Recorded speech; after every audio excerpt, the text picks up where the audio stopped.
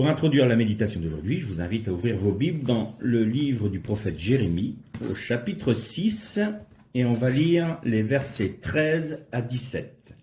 Jérémie, chapitre 6, versets 13 à 17. Car du plus petit d'entre eux jusqu'au plus grand, tous sont âpres au gain. Depuis le prophète jusqu'au sacrificateur, tous usent de fausseté. Ils soignent à la légère les blessures de mon peuple. Paix, paix, disent-ils, et il n'y a point de paix. Et alors dans la traduction plus littérale, c'est « Ils disent tout est bien, mais non, rien n'est bien. Ils devraient avoir honte des horreurs qu'ils commettent, mais la honte ne les atteint pas. Ils ne savent plus rougir. C'est pourquoi ils tomberont avec ceux qui tombent. Excusez-moi. Ils trébucheront au temps où j'interviendrai contre eux, dit l'Éternel. Ainsi parle l'Éternel. Placez-vous sur les chemins, regardez, informez-vous des chemins antiques, des antiques sentiers. Où donc est le chemin? Marchez-y, et trouvez le repos de vos âmes. Mais ils répondent, nous n'y marcherons pas. J'ai suscité pour vous des sentinelles. Soyez attentifs au son du chauffard. Mais ils répondent, nous n'y serons pas attentifs. On fera une autre lecture, toujours dans le livre du prophète Jérémie, au chapitre 18, et on lira les versets 15 et 16. Jérémie 18, 15, 16. Cependant, mon peuple m'a oublié. Il offre de l'encens à des idoles. Il a été conduit à trébucher dans ses voies, dans ses routes d'autrefois pour suivre des sentiers, des voies non frayées. Ils ont fait de leur pays un objet de stupeur et de raillerie. Pour toujours ceux qui y passent sont stupéfaits et hochent la tête. On arrêtera là pour l'instant nos lectures. Le prophète là parle du peuple d'Israël, bien entendu. Mais ce qu'a vécu Israël historique, nous le vivons nous-mêmes, nous qui sommes rattachés à Israël. Et en me penchant sur ces deux textes, j'ai réalisé qu'en fait, cette mise en garde de Jérémie, ou du moins cette mise en garde de l'Éternel par la bouche de son prophète, était d'actualité aujourd'hui dans la majorité de nos assemblées. Quand j'écoute certains messages, quand il m'arrive, alors je ne suis pas en train de faire un jugement de valeur, voilà, en disant eux ils ont bien, moi je suis meilleur, ça n'a rien à voir avec ça, mais tout de même, il faut qu'on fasse un constat. Dans beaucoup de messages, on cherche à produire une émotion positive dans l'assemblée.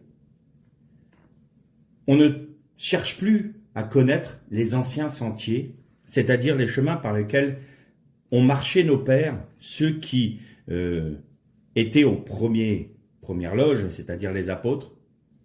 Et on est là en train de faire une religion. Et il est toujours affligeant de constater que dans les dénominations que nous avons nous-mêmes créées, parce qu'elles ne viennent pas de Dieu, elles sont créées par l'homme, alors que l'on soit catholique orthodoxe, alors catholique tradit, catholique non traditionnel, Vatican II, catholique charismatique, dans le protestantisme, alors là c'est encore pire, il y a des istes et des iques partout, qu'on soit orthodoxe, qu'on soit copte, tout ça, ce sont des barrières que les hommes ont créées.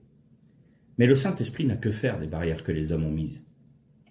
Et en discutant parfois avec des serviteurs, et notamment un que j'ai en mémoire, il me disait « Ah, j'aimerais tellement que tu apportes le message dans mon assemblée, mais je ne peux pas, parce que tu n'es pas reconnu par ma dénomination. » Donc, ça m'a ouvert les yeux sur une réalité qui était assez, entre guillemets, pas amusante, mais qui donne envie de pleurer. C'est que, admettons que plusieurs dénominations me demandent d'apporter un message chez elles. Il faut que je suive le cursus d'études de chaque dénomination pour être reconnu. Bon, en réalité, j'ai pas assez de ma vie pour apprendre ou pour avoir un diplôme, entre guillemets, je mets beaucoup de guillemets, le diplôme de chaque dénomination. Voyez la stupidité de la chose. Est-ce que les disciples avaient des diplômes dans telle dénomination, dans telle autre encore, pour pouvoir apporter le message de l'Évangile? Non, ils apportaient simplement le message de l'Évangile. Mais aujourd'hui, les dénominations que nous avons fondées nous-mêmes, sur des vérités que nous avons reconnues, c'est pas le problème, je ne suis pas en train de dire que tout est faux, je dis simplement que nous avons cloisonné le Saint-Esprit. Et en le cloisonnant, eh bien, on tourne en vase clos. C'est-à-dire qu'un catholique ne voudra pas entendre un protestant, un baptiste ne voudra pas entendre un pentecôtiste ne voudra pas entendre un baptiste, et puis j'en passe et des meilleurs. C'est-à-dire que chacun tourne dans dans son petit précaré. Vous pouvez apporter des messages dans différentes assemblées que si vous dépendez de la dénomination dans laquelle vous évoluez. Autrement, c'est un regard suspicieux, très méfiant, et puis, vous savez, je discutais encore avec un autre pasteur une fois, il me disait, je lui parlais des différentes dénominations, et alors, il prêchait pour sa boutique, bien entendu, hein, et il me disait, ah oui, mais tu sais, ce groupe-là, faut s'en méfier. Alors bon, dans la discussion, on est passé à un autre groupe, ah oui, mais ceux-là, ils sont dans la fausse doctrine. Bon, alors on parle d'autres frères encore. Ah oui, mais cela, faut toujours... Donc, moralité, je dis, mais il n'y a que ta dénomination qui est bonne. Et puis là, je l'ai mis mal à l'aise parce que je lui dis, mais en fin de compte, l'église dans laquelle tu es là, la dénomination dans laquelle tu es, dépend d'un petit groupe de personnes qui sont à la tête de ta dénomination, le président de la... Je le dirai pas par convenance. Mais si eux se trompent, c'est toutes vos églises qui se trompent parce que la doctrine vient de là-haut. Et là, tout d'un coup, il était beaucoup moins de sa dénomination. Oui, mais nous avons un espace de liberté. Vous voyez bien que quand on met face à la contradiction de la chose, ils ne savent plus quoi répondre. Parce que c'est quelque chose qui n'est pas selon le cœur de Dieu. Pourquoi je dis ça? Parce que on s'attache à des doctrines, les doctrines de nos dénominations, et on est entraîné dans un mouvement qui tend à ne plus nous faire réfléchir, à ne plus nous faire nous poser les questions élémentaires. Je défends telle doctrine, est-elle biblique? Je défends telle vérité, est-ce conforme à la parole de Dieu? On ne se pose plus ces questions-là. Ben non. Moi, j'étais à l'église, on m'a dit qu'il fallait faire comme ça, on m'a dit qu'il fallait pas faire ceci, on m'a dit qu'il fallait que j'agisse comme ça, on m'a dit qu'il fallait que je parle comme ça, on m'a dit qu'il fallait que je pense comme ça. Donc, j'ai pas cherché à savoir si c'était le Seigneur, puisque de toute façon, dans ma dénomination, c'est comme ça. Et puis, ma dénomination, elle est plus près de la vérité que l'autre, là, les voisins à côté. Eux, ils sont pas de la bonne dénomination, donc ils sont forcément dans l'erreur, puisque la mienne est la meilleure. À ceci, tous reconnaîtront que vous êtes mes disciples, à l'amour que vous aurez les uns pour les autres. Pas au canon que vous avez mis aux frontières de votre dénomination pour bien démolir le voisin. À ceci, tous reconnaîtront que vous êtes mes disciples. Et là, qu'est-ce que dit l'Éternel? Qu'est-ce qu'il dit par la bouche de son prophète? On peut paraphraser, on peut le retranscrire dans notre temps. C'est plus les prêtres et les prophètes, là. Pasteurs, prêtres, curés, rabbins. Vous avez mon peuple qui souffre et vous ne leur apportez pas les soins dont il a besoin. Et vous dites, tout est bien, tout est bien. Non, non, c'est bien. On est dans notre dénomination, on est dans notre précaré, tout est bien. Et l'Éternel dit non, tout n'est pas bien. Vous maltraitez les personnes, mais plus que ça, vous leur donnez de mauvais enseignements. Je ne dis pas que tout est faux, mais je dis qu'il y a des moments, on va ériger la vérité de notre dénomination comme étant Dieu. On ne cherche pas Dieu, on veut rester dans ce que l'on a appris. Et l'Éternel dit ça ne m'intéresse pas. Parce que vous êtes des aveugles. Et je vais être obligé de vous frapper. Je vais être obligé de juger cela. Pourquoi? Parce que comme vous êtes en train de mettre en avant votre doctrine sans voir si ça vient de moi, sans me laisser agir dans votre cœur, sans me laisser agir par mon esprit dans votre assemblée, sans me laisser agir par mon esprit dans votre dénomination, et que vous préférez à ma parole la vérité que vous vous êtes créée, vous êtes donc idolâtre. Vous apportez un sacrifice à des faux dieux. Et l'idolâtrie appelle forcément le jugement de Dieu. Qu'est-ce que veut Dieu pour nous? Bonne question. Alors, si on pose la question à des frères chrétiens et qu'on leur dit, et je veux vous la poser, quel est le plan de Dieu pour votre vie? Alors, on va avoir des réponses qui sont justes, je précise, parce que je ne suis pas en train d'accabler. Je dis simplement, il faut que l'on revienne à découvrir les anciens sentiers, à défricher les anciens sentiers, les sentiers des apôtres pour que l'on marche dessus et qu'on ne s'écarte pas à gauche ou à droite, qu'on reste dans la pensée de Dieu. On fera des erreurs, c'est obligatoire. Mais on ne peut pas perdurer dans l'erreur sans chercher la pensée de Dieu et se dire « Ah ben on a toujours fait comme ça, je ne vois pas pourquoi on ne continuerait pas à faire comme ça ». Ça, ce n'est pas une bonne réaction. Il y a des moments où on est obligé de se remettre face à la parole de Dieu en se disant « Très bien, est-ce que ce que j'enseigne, est-ce que ce que je prêche, est-ce que ce que je crois est conforme à ta parole? Est-ce que dans mon culte personnel et dans mon culte d'assemblée, est-ce un culte au vrai Dieu? À celui qui se révèle, pas à celui que je m'imagine. » Ça, c'est des bonnes questions à se poser, parce qu'on est obligé de se remettre en question. Question supplémentaire, et qui est corollaire à ce que je viens de dire, est-ce que nous sommes prêts, le cas échéant, à laisser le Seigneur démolir des monuments religieux de nos vies? Est-ce que nous sommes prêts à laisser le Seigneur détruire ce que l'on croyait être vrai dans nos vies? C'est pas une petite question parce que ça implique une souffrance, ça.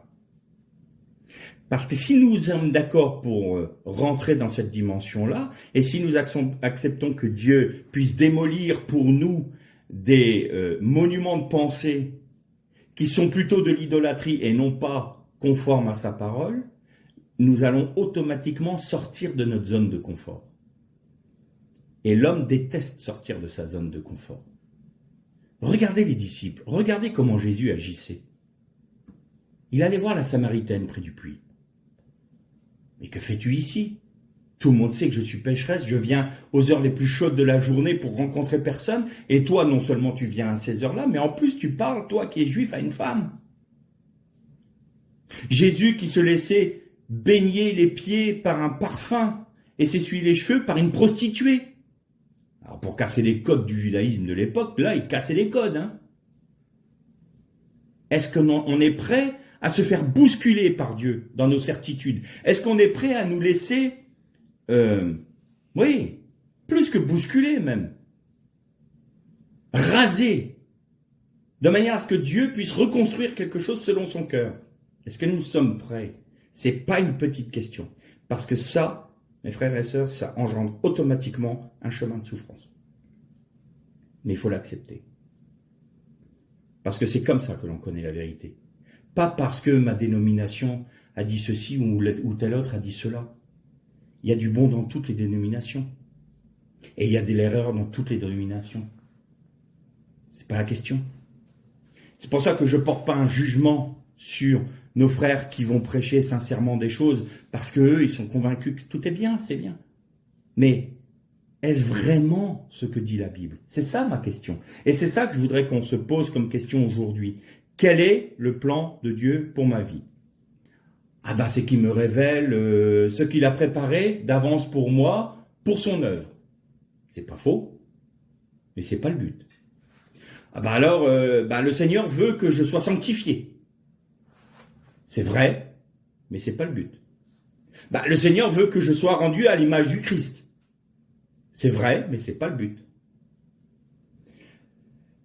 Alors le Seigneur, il veut que je ne pêche plus. Le Seigneur veut que j'agisse de telle manière. Le Seigneur désire que je le laisse agir dans ma vie. Le Seigneur, tout ça c'est vrai. C'est pas le but de Dieu. Quel est son but? Ce que l'on vient de dire là sont des conséquences du but à atteindre. Mais pas des buts en soi. Être sanctifié n'est pas un but en soi. Faire l'œuvre, agir dans l'œuvre de Dieu en termes de service ou en termes de don, c'est pas un but en soi. Être rendu à l'image du Christ, c'est pas un but en soi. Alors ça peut paraître bizarre ce que je vous dis. Mais on va prendre l'exemple de Caïn. Caïn et Abel sont là, et ils vont apporter un sacrifice à l'Éternel. Abel va apporter le sacrifice de son troupeau, et la Bible nous précise des graisses de son troupeau. La graisse rend toujours l'image de l'adoration et de l'amour pour Dieu. La graisse, c'est l'adoration. Et donc, il a pris la graisse de son troupeau pour rendre gloire à l'Éternel.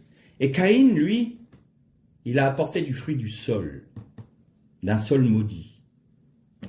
Il n'y avait pas effusion de sang, qui plus est. Et Caïn en a... Je ne suis pas en train de dire que Caïn ne voulait pas honorer Dieu. Ce n'est pas la question. Je ne dis pas que les frères et sœurs qui ne se remettent pas en question ne veulent pas adorer Dieu. Ce n'est pas vrai. Ils aiment Dieu et ils aiment sûrement Dieu de tout leur cœur. Il n'y a aucun doute là-dessus. Je ne suis pas en train de faire un jugement de valeur, je répète bien. Mais qu'est-ce qui s'est passé pour Caïn? L'Éternel n'a pas pu regarder de manière favorable son sacrifice. Pourquoi? Parce que ce n'était pas conforme à sa justice, ni conforme à sa pensée. Alors l'Éternel lui dit non, je ne peux pas agréer. Tu comprends? Reviens, regarde, Abel a compris, lui, la valeur du sang. Il a compris que les graisses du bélier, c'est l'adoration. Tu comprends, Caïn? Alors là, quand c'est comme ça, on a deux attitudes. Soit on se dit, Seigneur, d'accord, mais confirme-moi par ta parole, c'est bien ta parole qui dit ça. Et donc on va chercher. Et il y a des moments où on ne sait pas, parce qu'il faut rechercher dans la parole, c'est pas toujours évident. Je le comprends très bien. Mais on a la prière, on a le Saint-Esprit. Seigneur, montre-moi. Là, j'ai un doute sur cette question précise. Est-ce que mon culte est raisonnable devant tes yeux? Est-ce que je t'honore en faisant cela ou en ne le faisant pas? Seigneur, montre-moi. Et le Seigneur se révèle. Et vous allez voir des textes dans sa parole, il dit, ah, mais c'est ça. Et là, vous allez être enseigné par le Saint-Esprit, ou vous allez entendre un message, ou un frère qui va venir vous apporter un témoignage, qui va vous donner la réponse, ou qui va confirmer ce que vous pressentez. Et là, vous commencez à comprendre que Dieu est derrière tout ça, et que sa volonté se trouve là. Alors, si vous êtes prêt à vous corriger, à dire, bah, Seigneur, moi j'ai toujours cru ça, eh bien maintenant, non, je constate que ce n'est pas selon ta parole, donc je me conforme à ta parole. Je me retire de cette croyance-là. Voilà, là c'est juste. Alors parfois, vous n'allez être plus reconnu dans votre dénomination. Parce que immanquablement, vous allez aller à l'encontre du dogme ambiant. Et c'est là la souffrance qui commence. Parce que ceux de votre dénomination vont vouloir vous guérir. Forcément, tu es une brebis malade, puisque tu n'es plus dans notre doctrine. Tu en sors. Comment ça, tu dis ça? Comment ça, tu dis qu'il faut se rattacher à Israël? Mais non, Israël, c'est nous maintenant. C'est pour ça que je ne peux plus m'inscrire dans une dénomination, moi. Ce n'est plus possible, parce que ce n'est pas biblique. C'est aussi simple que ça. Alors oui, on pourrait dire que je suis dans la mouvance évangélique. Mais évangélique dans quel sens? Dans le sens d'un retour total à la parole de Dieu, les évangiles qui sont la confirmation de ce qu'on appelle l'Ancien Testament, mais qui est le Tanar en hébreu, et de l'accomplissement du judaïsme en Jésus-Christ. Donc, je reconnais, moi, que je suis rattaché à Israël par le sacrifice de Jésus, et je suis donc rattaché aux promesses d'Israël. L'accomplissement de toute la Bible par Jésus-Christ, voilà, ça c'est l'évangile. C'est dans cette mouvance évangélique que je m'inscris. Pas dans les débordements que l'on voit dans les églises évangéliques de tous ordres que ce soit. Parce qu'il y a des doctrines qui sont diaboliques chez les évangéliques. Tout comme il y a des doctrines qui sont diaboliques chez les catholiques, ou chez les baptistes, ou chez les adventistes, ou chez les... n'importe quel, vous mettez les listes que vous voulez. Alors il y a deux attitudes. Soit on dit, Seigneur, effectivement, il faut que je corrige. Et Caïn pouvait très bien faire ça, dire, Seigneur, pardonne-moi, j'ai pas compris, j'avais pas compris, j'étais sûr de t'honorer, bien écoute, je l'ai déjà dit dans une autre prédication, eh bien, je vais aller auprès de mon frère et je vais lui acheter un agneau de son troupeau et je vais t'offrir un sacrifice. Et je vais l'offrir pour toi, pour voir que je t'honore. Et après, je vais même peut-être aller demander à mon frère s'il veut bien qu'on offre un sacrifice ensemble. Parce que tu aimes la communion. Vous imaginez, là, ce qui aurait pu se passer? Pourquoi es-tu triste? Pourquoi ton cœur est rempli de chagrin, dit l'Éternel à Caïn? Parce que le fait que l'Éternel n'agrée pas son sacrifice, Caïn a été dans un premier temps chagriné. Il s'est trouvé triste parce qu'il s'est senti moins aimé par Dieu. Et là, on arrive au niveau du danger. Parce qu'on n'accepte pas, entre guillemets, la direction de l'esprit ou la remontrance de Dieu, on pense qu'il nous aime moins. Mais c'est parce qu'il nous aime qu'il nous corrige. Autrement, vogue la galère, va où tu veux. Moi, si je t'aime pas, peu m'importe. Si tu te fais écraser par une voiture derrière, c'est sa vie. Hein. Du moment que ça n'influe pas sur la mienne et que ça n'a pas de conséquences sur la mienne, que tu vives, que tu meurs, que tu te blesses, que tu sois malade, quelles conséquences ça a pour moi? Je m'en moque. Je t'aime pas. Vous voyez la différence? Par contre, si je sais que mon enfant va être en danger s'il joue avec une prise ou s'il traverse la route sans regarder, bien entendu que je lui dis, mais fais attention, et je vais peut-être avoir une réaction vive sur le moment, par la peur du danger pour mon enfant, et donc je vais le corriger. Lui, il va me voir comme quelqu'un qui veut pas le laisser faire ce qu'il veut, il va me considérer comme un maître qui est autoritaire, il va me considérer peut-être mal, il va peut-être ne pas m'apprécier sur le moment. Mais quand il va comprendre qu'il y a peut-être une voiture qui arrive, ou que la prise électrique peut l'électrocuter, qu'il y a du danger, il va se dire, ah, en fait c'était pour mon bien qu'il a fait ça. Et Caïn a eu du chagrin. Et puis quand c'est comme ça, Satan vient. L'ennemi vient. Ah, tu vois, il t'aime pas. Hein. Puis regarde le frère à côté, lui, il a tout ce qu'il veut. C'est fou, hein. Il prie, il a. Toi tu pries, t'as pas. T'aimes pas. Alors c'est peut-être parce que t'es un nul en fait. Regarde, t'es un pécheur, t'es un minable. Puis là on commence à sombrer. Et puis on vient dans la dépression. Et puis on se nourrit de ces paroles-là d'accusation, ces paroles de rancœur, ces paroles de rancune.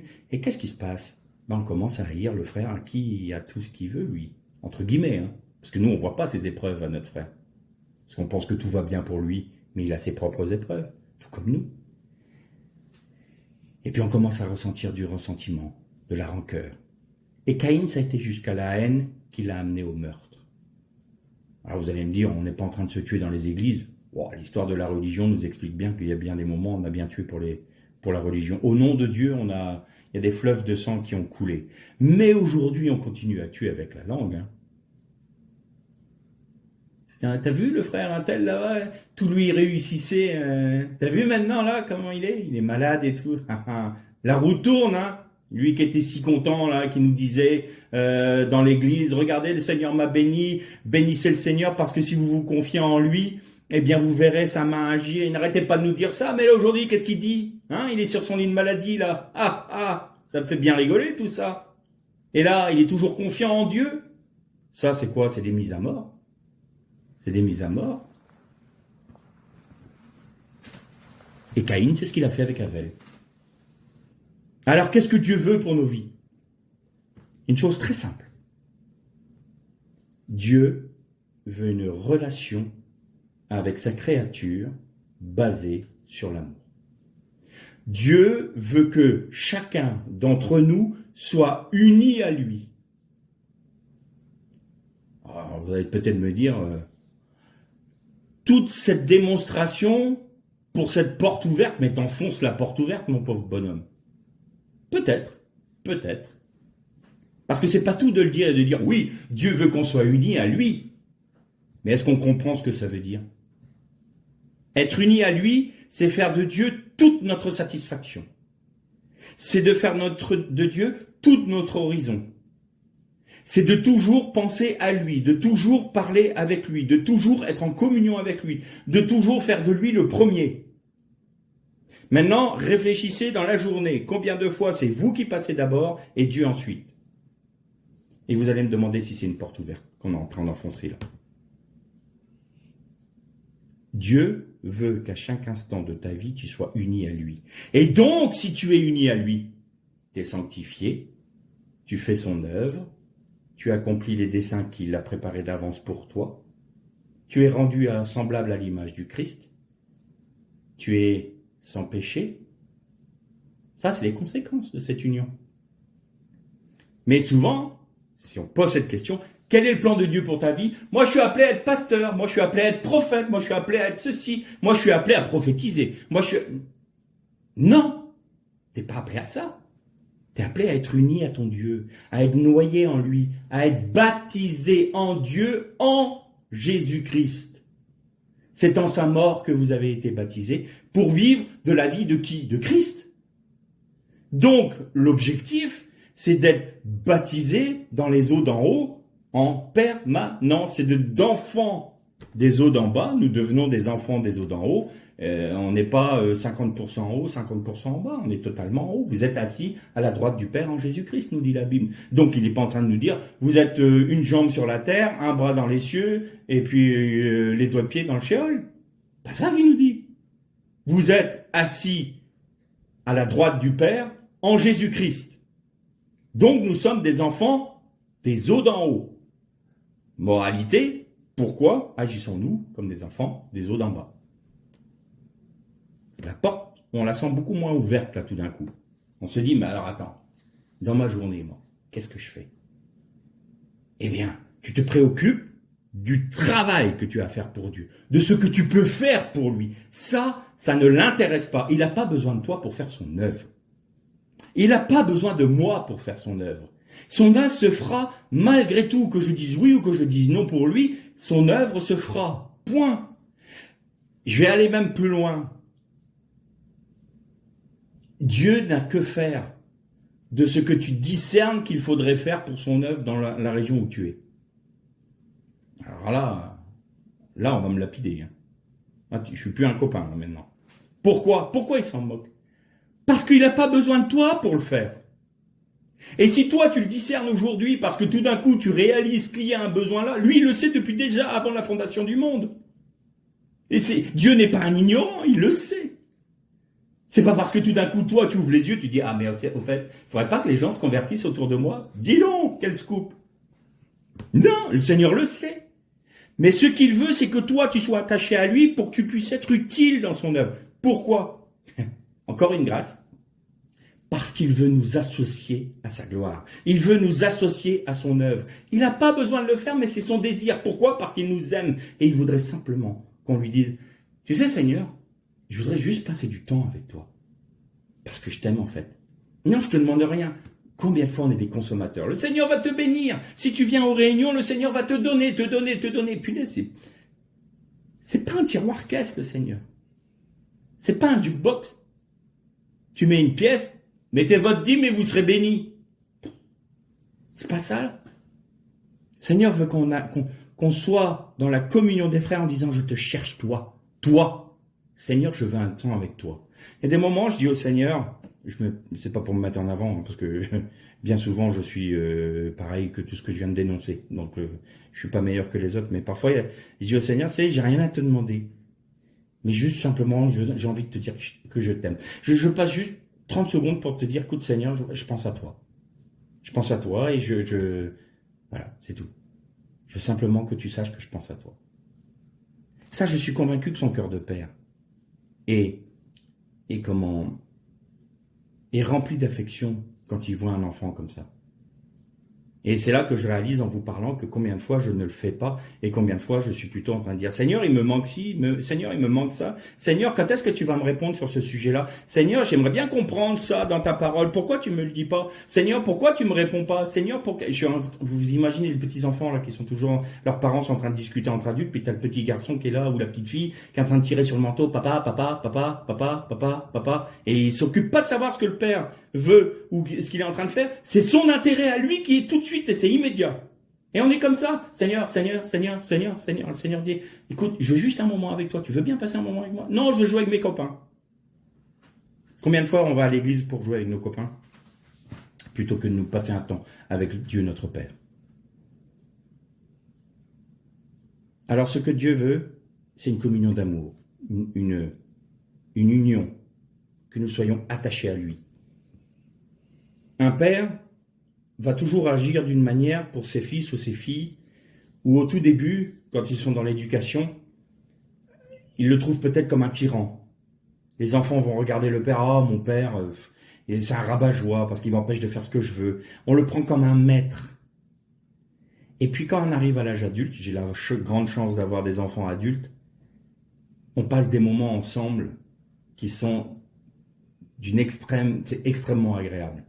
Parce qu'on échange, je découvre leur personnalité, leur intérêt, leur sujet de joie, leur sujet de tristesse, on partage ensemble. Et quand c'est comme ça, on parle, on est en commun, on a une communion. Il y a un amour entre mes fils ou mes filles et moi qui se fait parce qu'on est des adultes et que je vois leur personnalité. Mais c'est ça mon but, c'était ça mon but, d'avoir ces échanges avec mes enfants. Pas de leur dire, je vais vous diriger dans votre vie avec un coup de fouet en permanence.